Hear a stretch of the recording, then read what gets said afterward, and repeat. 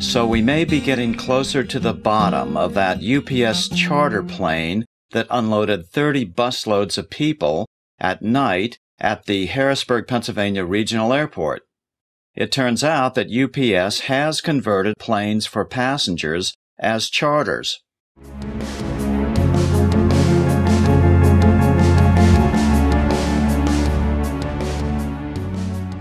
Good evening and welcome to the rest of the news. Well, we've got an unbelievable program for you tonight, and our special guest is Ed Holloway, who was a state representative for how many years? 17 years. 17 years. So he is a very well-informed individual and is going to help us with this program. About an hour ago, I was at home and I was working on the computer, and this ad came up for LifeLock.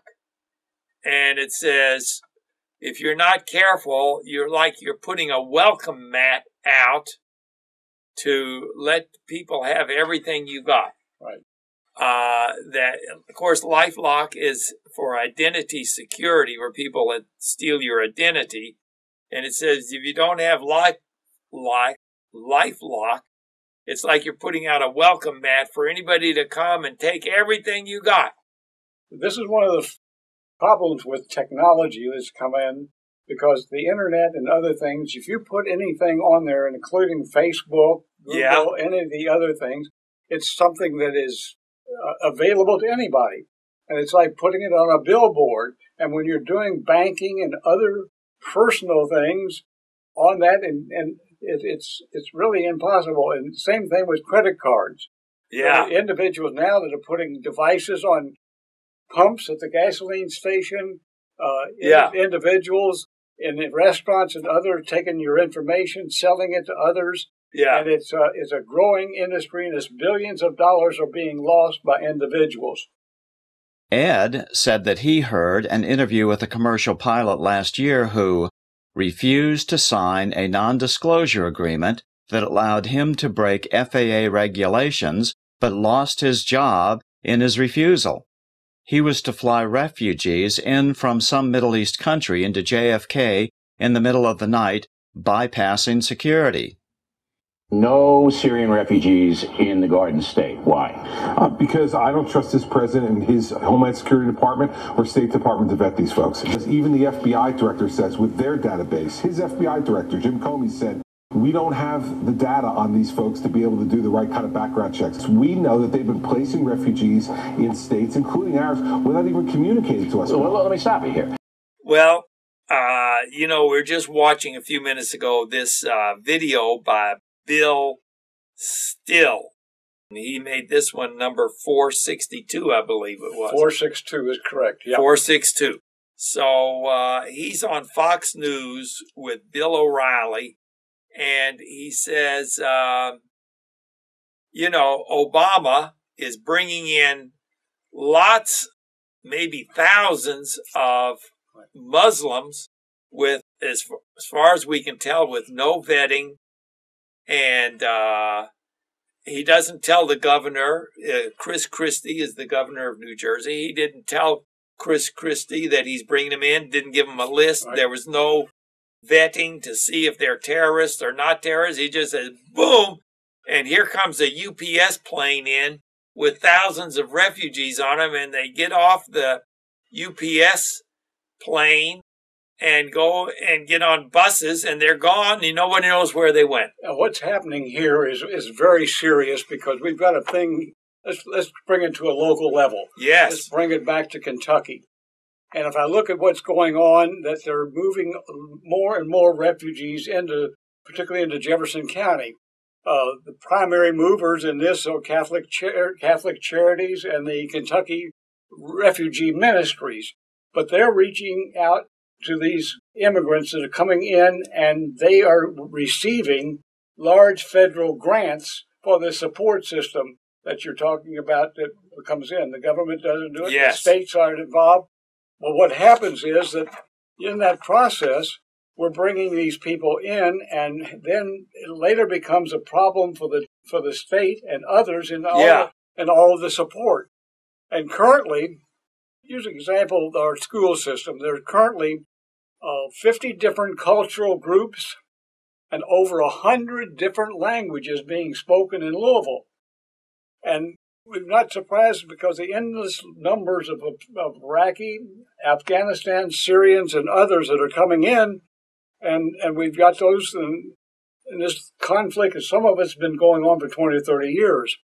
But in the process, we've got people here from Guatemala and others in terms of Latin America and the problems they're having there, and our population shifting dramatically into those categories.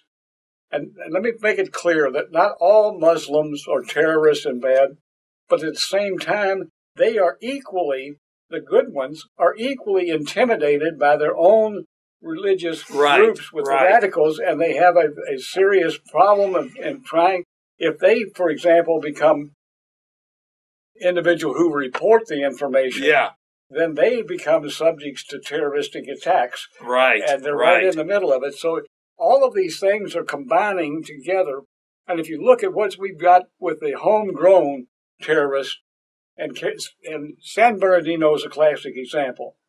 And what they did, and that individual that came in to become his wife had been radically trained in Pakistan.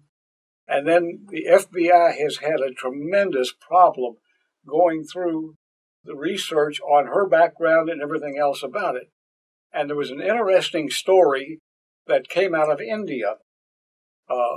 We tried to find all the information. They literally destroyed all of their iPhones, everything connected with it, their computer, all of the memories and everything else had been destroyed.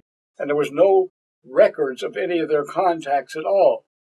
And they're saying that it's locally radicalized. But what happened was in India, if you remember the attack in Mumbai, where there were hundreds of people killed in a hotel and all that, they were able to find a track of one phone that was able to track back, and they were able to identify this individual who was the mastermind in Pakistan. And one of the instructions that came with it was that you're to destroy any connection with Pakistan. And Pakistan has become more radicalized because of the Mujahideen, and we've got a serious problem in all of those things collectively. And globally, we've got a massive problem because all of the things that are going on simultaneously, the execution of those 47 people in Saudi Arabia. They were Sunnis, except for one cleric who was a Shiite. And this is where Iran, which is a Shiite nation, they've been threatened. All of the communication and all of the ties and everything else have been completely canceled and wiped out. And we've got a serious problem there because the threat, and we made a compact with Saudi Arabia. It goes all the way back to Franklin Roosevelt saying, we will protect you. We will be your cover, and you supply us with oil. That was the deal, and it's been carried forward ever since for over 60 years.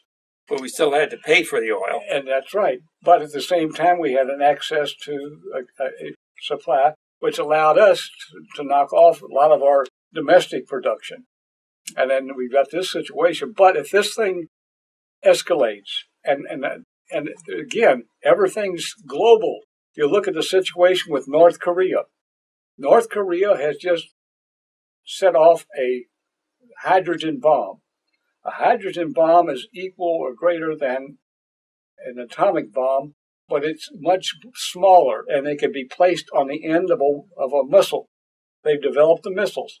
And in North Korea, Iranian scientists are working with them daily. They've been getting their technology and other things from North Korea. So if they use something like a nuclear weapon, one rocket into Saudi Arabia, shuts down every oil field, wipes out the royal family, all of these things compound into what we can have a global disaster that affects every man, woman, and child in the United States. And a lot of us look at it and say, well, that's over there. It has nothing to do with us. But collectively, all of these things have been allowed to continue to accelerate. We've done every kind of compassionate move to pacify these people, and then none of it has been working. It's actually accelerated everything getting else. worse. Yeah. Right. But in that process, they tried and they found that the woman was communicating with Pakistan. Now, I see you have San Bernardino. some newspaper articles here. Is it true that Louisville seems to be targeted for a lot of refugees? It's one of the largest consumers of refugees in the country. We have more now, some of them, than some of the other larger states. Well, I would say that our Mayor Fisher has a lot to do with that. Right. When he had that rally downtown, he said, he wanted more and more refugees. In Colorado, a meat packing company out there had hired a large number of Somalis, Muslims, and the Muslims that have the religious conversions that they've reached the point where they have these 5 prayers a day, and in the cycle of the moon, it changes the time for these various prayers that take place within a 24-hour period. And they had a situation there with over almost 200 of these Somali workers were fired because what they were doing was they decided it was prayer time. They would walk off the assembly line and everything in the company would have to shut down. They tried to work accommodations and everything else, but they wouldn't. And they just walked away and were gone for 3 days without even telling anybody, without answering the telephone or anything else. And the company was devastated. So they fired them. Now there's litigation going on, and we don't know what the outcome of that. But this is, again, to try to make accommodations for these people. And at the same time, we've allowed the persecution of Christians all over the world. And there's radicalizations that's going on and being literally murdered, wiped out, beheaded, and all that. We're not doing anything at all for those people.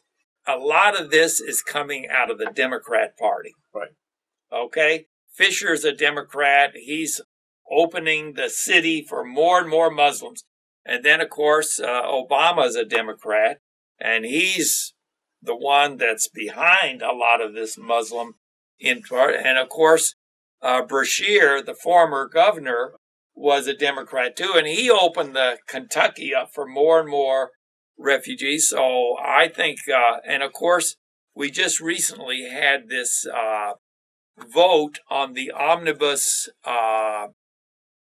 budget bill, and I think almost all the Democrats voted for that. The threat was that if we don't pass this bill, then the government shuts down, and we've got the national debt and other things. They've been saying that for 100 years. They use that as the screen, and in that budget bill, they bury all of the things that would never stand the light of day as individuals. Right. They completely funded Planned Parenthood. Right. And the Democrats were that, plus Mitch McConnell, I guess, went along with it. In order to keep the government from having to shut down. Yeah, see, that's ridiculous because the Congress and the Constitution is that the House is to present the budget, and they won't want the budget to be controlled. They want, to give everything that Obama wants. They want to give it.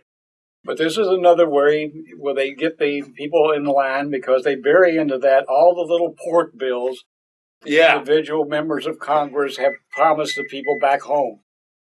And it causes a massive amount of problems, and then you don't see that till much later. And all they're doing is kicking the ball down the road and trying to think, well, maybe we'll deal with that later.